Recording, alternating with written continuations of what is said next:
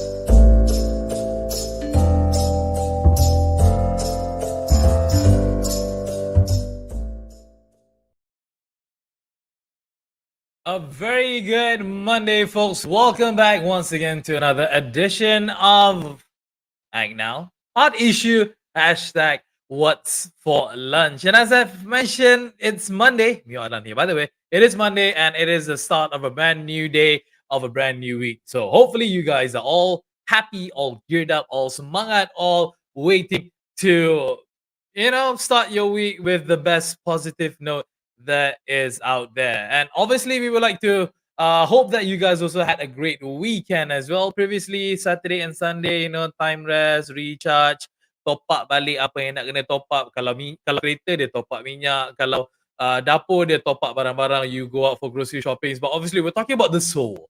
We're talking about your mind. We're talking about your self health. Basically, hope you guys have topped up all of the positive energy that you possibly could in order to start off your new week. One person I know who's always been topping up all the positive vibes in the world, making sure that dia sentiasa positive. He's always in the right mind, always in the best mood ever, and always smiling. Tapi kadang-kadang susah juga nak bagi dia senyum. Mr. Melvin Lame. Melvin, what is up?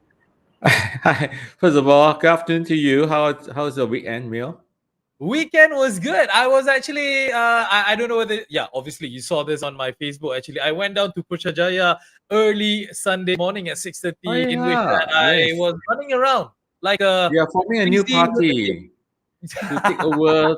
Yes, you're forming a new party Botak to take over Putrajaya for coming G15. Yeah, it's all about living a very healthy lifestyle. But bear in mind, Melvin, I mean, like, because the fact that the Standard Chartered Marathon is actually going on right now virtually.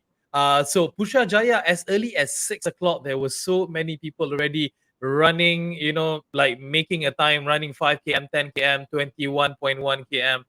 People in Malaysia, surprisingly, are very health centric, very fitness centric, and they are living their lives very healthily, which I have to say, super stuff. Okay. You're saying running virtually for competitions?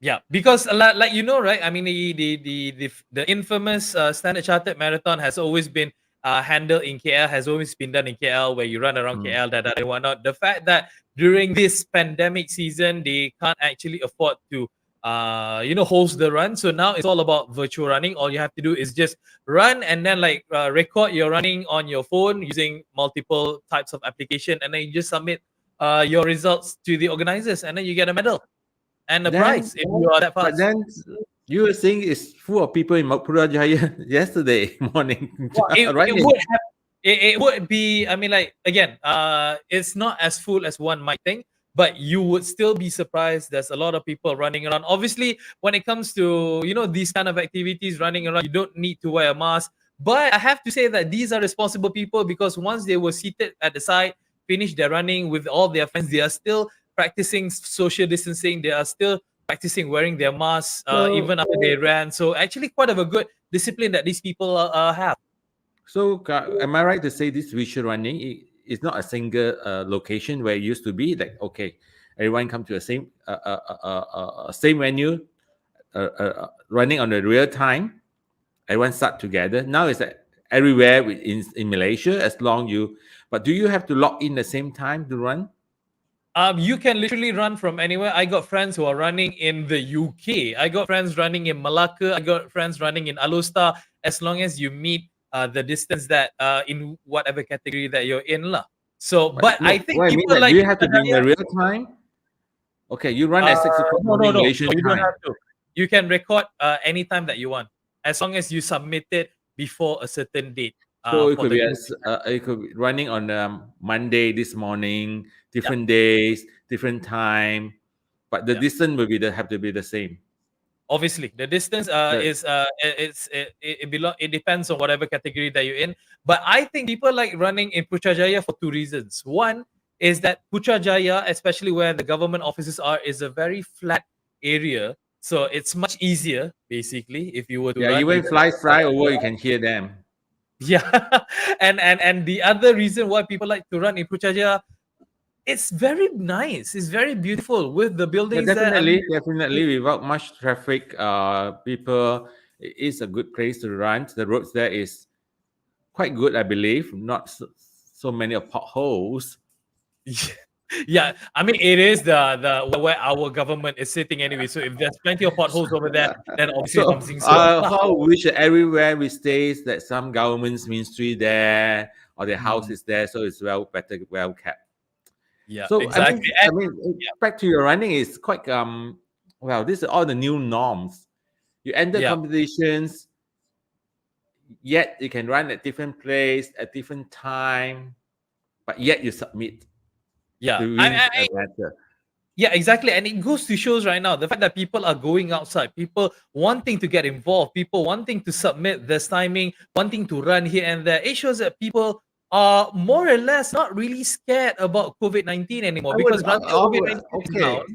Oh yeah, Hmm, out of this topic before we start the main topic. Probably, and now I would love to run something like a run, at now hmm, run, but it will hmm, be on the same time, 6 o'clock hmm. a.m., 6 a.m. Malaysian time. We can 10 km, but everyone have to start the same time.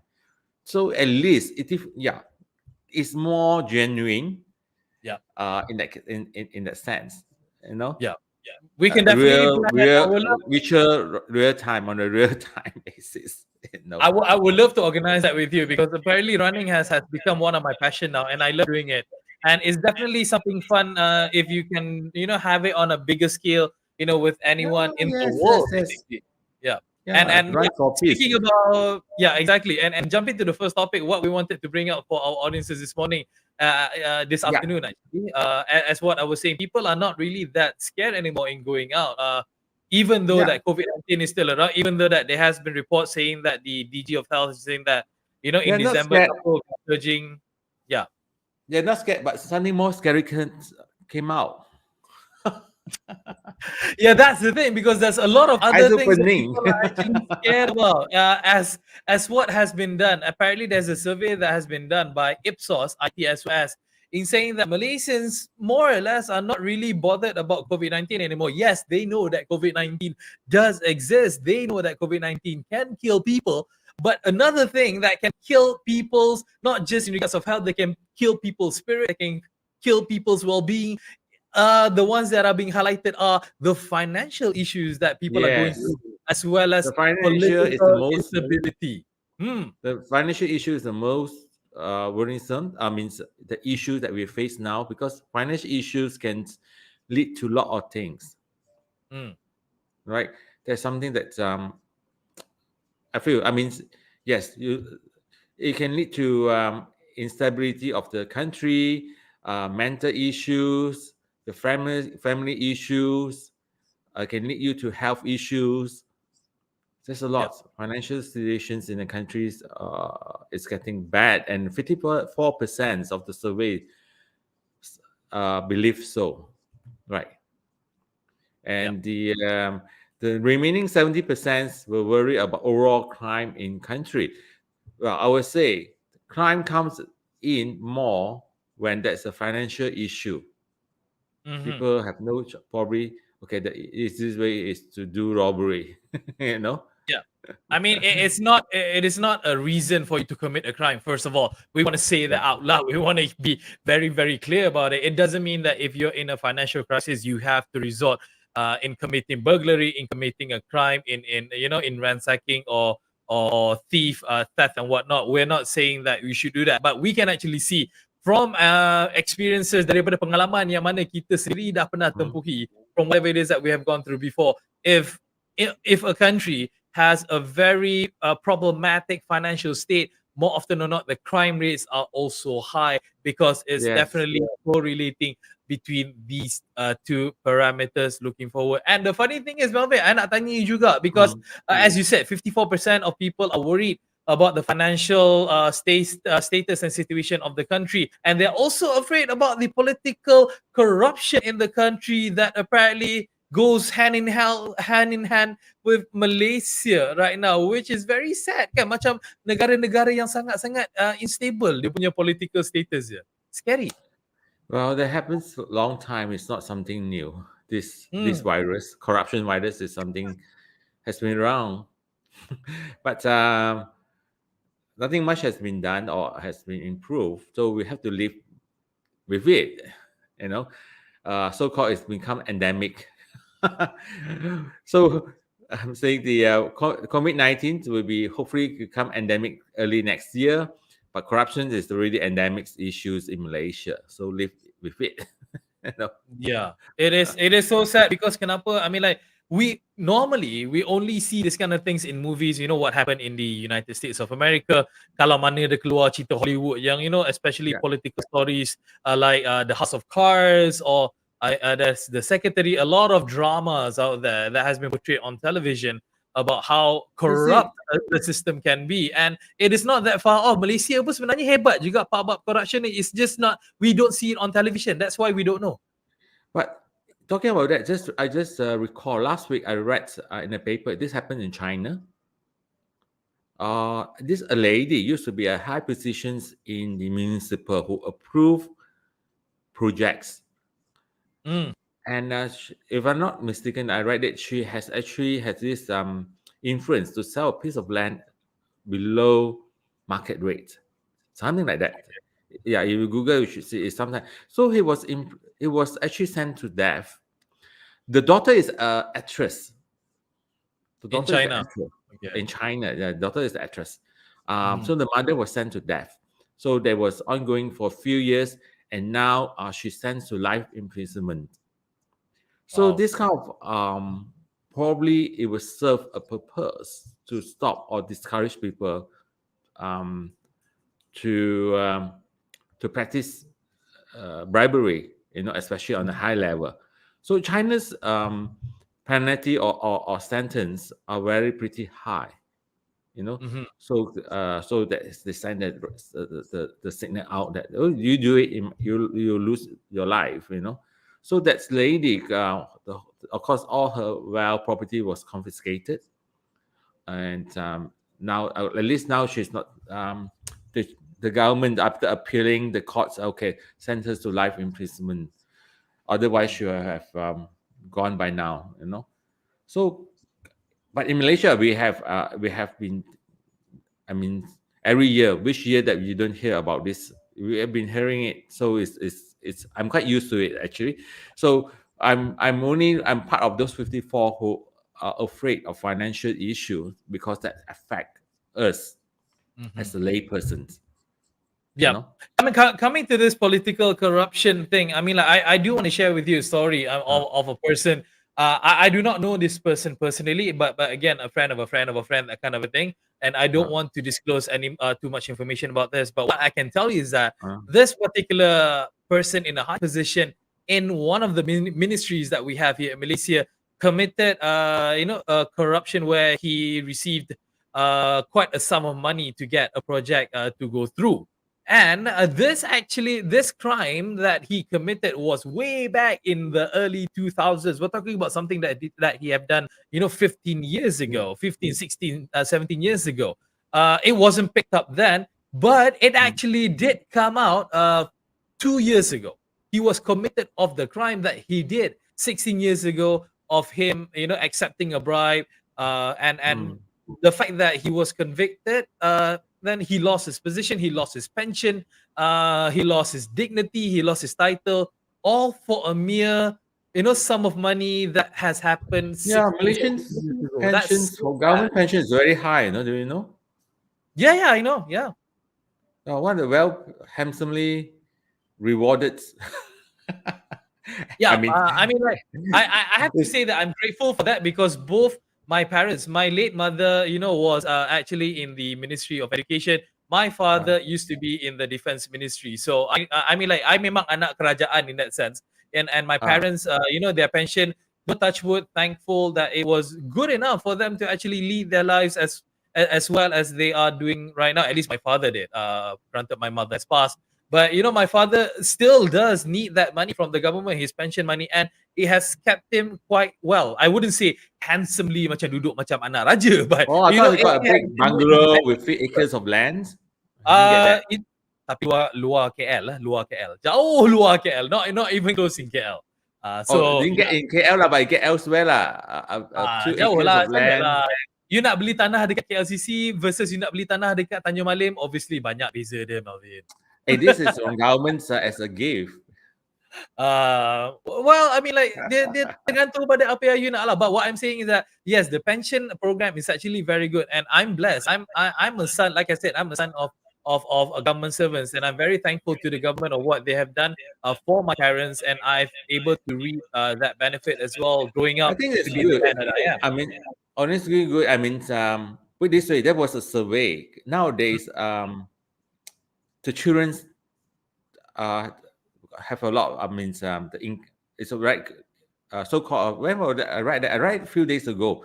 Children nowadays has take care of their parents less because they might had less income, earned less, even though because the value of money today is different from yesterday's years. Correct. Right. So where did I, which is true, is a survey. It's good if your parents have those contributions like EPF or pensions if you're ex-government servants to take care of. Yeah. So the children nowadays means not to say that they are less responsibility, because especially in this pandemic environment now, their income must be affected. They do have a family of their own, so sometimes it's very difficult that they have to also fully take care of their parents. Yeah, and that's why I think why we actually brought up this topic is that it is scary, even though there's a deadly virus out there who's killing, in which it is killing people, literally killing people all over the world. People don't really put that as the number one fear nowadays. It's actually some other things that we Oh can actually yeah. do something about it, things that we are able to actually help in order to turn things around. And we do really hope that at least with our own efforts coupled with the government's effort as well, we can actually turn things around and make it for the better, and not make the youth suffer down the line. Because again, the oldies are, they're done with that kind of a life. They don't need to earn hundreds and thousands of ringgit anymore. It's about people like us and our children and their children after that, in making sure that people are able to live their lives proper, normally, with enough amenities, enough to support them throughout. Melvin, last word on this topic Yeah. before we go on. Yeah, before I do this, I would like to mention quite interesting. Our ex Prime Minister, Dr. Sri Which Najib. one? That's quite many. Okay, Datuk Sri Dr. Najib. Sri Okay. Najib, that's clear. All right. But I had to read out here is he said there's two biggest mistakes of the past government to be what we are in now, our situation right now. The first one is that the abolishment of GST, goods and services taxes. That's the first one, as he say. And second, he say is the half-baked lockdown measures during the last 18 months. Half-baked, right? Setengah jalan. It could be have. I on the second note, on the second half-baked lockdown measures, I quite believe in that. We couldn't have this in this situation is more stringent measures has taken place earlier. That's why I say now a lot of people say Financial is more worrisome than COVID. so-called COVID-19.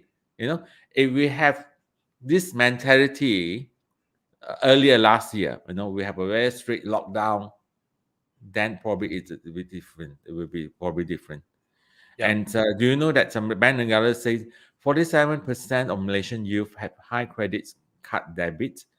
debt. Sorry, 47% is high.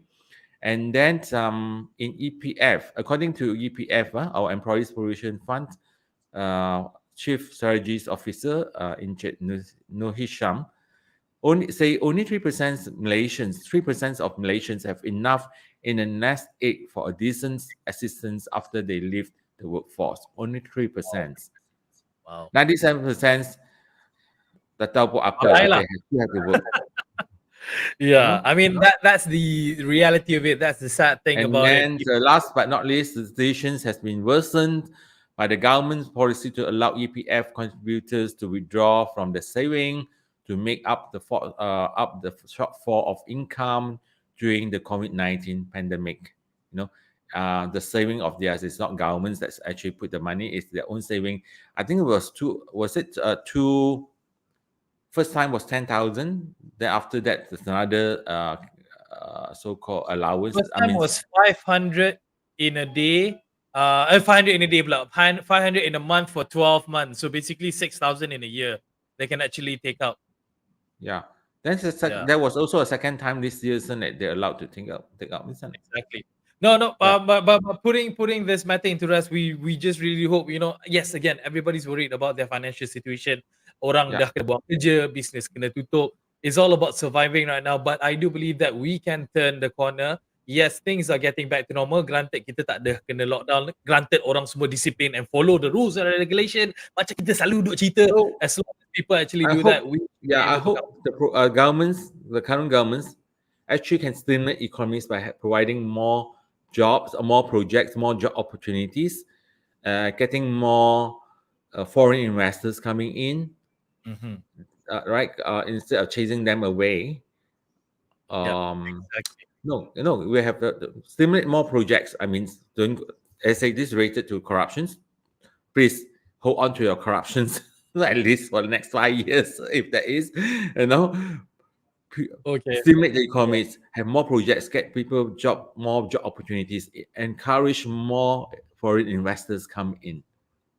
Yeah, that's I very, think very that's important. It's about yeah, stimulating the economy, stimulating the job environment, and making sure that people are able to actually do something about it and not do like what Datuk Seri Najib had just said, a half-baked job. And talking about half-baked things, okay. a lot of people actually like to eat things, in different type of manner. Contohnya kalau telur lah, ada orang suka makan half Oh boiled yeah, egg, telur. ada orang suka makan telur rebus, ada orang suka makan telur goreng, ada suka makan telur dadah. There's a lot of types of telurs or eggs that one can actually appreciate. But one thing's for sure that is happening in Terengganu, at least, which we do hope that is happening across the nation, is that no more people are able to consume turtle eggs anymore. Melvin, kita dah champion this topic before. Great Yes, news. we have. I'm glad that at the time we talked about this, Terengganu states has not passed this Turtle Amendments Act yet. Now they have amended it 2021. But again, people still consume. It's a total ban, but humans still will find ways, and I don't know why. Is it going to Melvin. make them more after consuming these turtle eggs, make them more wealthy? No, tak, sebenarnya standard typical human nature, once you ban one thing, the They more want to try. appealing that thing become. That's why. You know, I don't know. But it's a good act that have actually the old act was 1951. Now they amended this year 2021, and the higher fines awaits for offenders like distributing and killing turtles, which range from 50,000 to 250,000 ringgit, Mhm. compared to only 3,000 ringgit previously. Mm. So no excuses. I hope these people who get caught and say, "Oh, I tatau, I know, I give me a chance." Please, turtle eggs of all species. It says here, a total ban of the sales of all turtle species can be enforced and completely prohibited any persons from owning any turtle species except for permitted purposes. Yep, So exactly. Yeah, and it was reported, Melvin, dulu lah kita cerita pasal zaman datuk nenek moyang kita. We're talking about when there were no cars, when there were no phone lines, when there were no internet and social media and whatnot. It is to be said that turtle eggs were consumed in the past as a source of protein for coastal communities in Malaysia or Tanah Melayu, even for that matter, because they lack access to alternative sources. But no way that is happening right now, because you tekan telefon, you grab sampai KFC, boleh terus you boleh order. Tak payah nak order telur uh, penyu untuk makan. well, this happens in the cities. I think to be fair, I think those people more in the rural areas that stay by the seaside, and they get access to all these turtle eggs. They make a living. They sell it in the market and all these things. Please don't. I hope that the authorities give them proper educations. Rare chickens, eat chicken eggs, sell chicken eggs, rather than turtle eggs, because the turtle species is actually now at a very alarming rate. Is They say July 9 this year, sea turtles are dying at an alarming rate in Gano, with 55 cases recorded by the state fishery departments last year. So educate them, tell them, please, we need to breed them. I mean, they are in the war. Everyone catching them and selling their eggs. There's no reproductions, and also a lot of fisheries. I see that people go up in the oceans to do fisheries, the big netting. They net all this turtle, and then they don't let it back. They'd even throw it back in the sea. So we do hope, we do plead to people. I mean, granted, this is actually a source of living as well to some people out there. Para nelayan kita dekat luar, fishermen out there.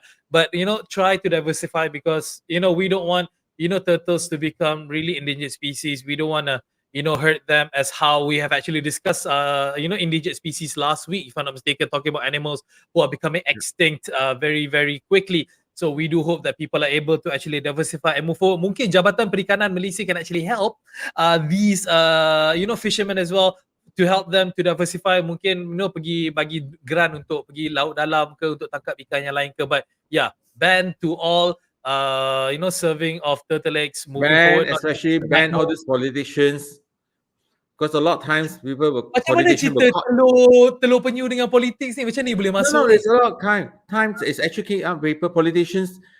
They add turtle eggs or claims that they add turtle eggs because they post it in their social media with the eggs. Okay, itulah dia. Bila kita nak marah tentang sesuatu tu, you try to bring out a lot of stuff in hand. But yeah, to end this particular topic, again, a gentle reminder, please do not get yourself involved. Kalau teringin nak makan sangat telur penyu tu, tak apalah, just mimpi sajalah, tak payahlah nak makan. Just eat telur ayam, think that you're eating turtle eggs. Try to do that. Okay, to end today's topic, we do want to share with you guys another magical moment that what the ACTnow mobile community has actually done. The app has actually done. And Melvin, I'm putting this on the screen of some marvelous work that has been done before, because people actually trust in the ACTnow mobile community app. This happened in MPKJ, Melvin, please. Yes. So the residents in Daman Phuket Ansana Cheras actually make this report to us way back, and we've been following up with MPKJ, because MPKJ says yes, it's actually a wide area in the commercial area. I mean, all the shop houses there, it's a wide piece of area. They were saying yes, they will appeal for the budget, because it's not easy at 24 hours to do it, unless you are super VIP, you make a report.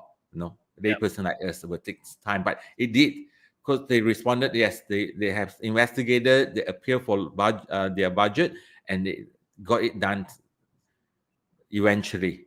So I look at the amount of the black tile, new tiles, road tiles they put in. There was a lot. The pictures submitted earlier in their reports was full of potholes.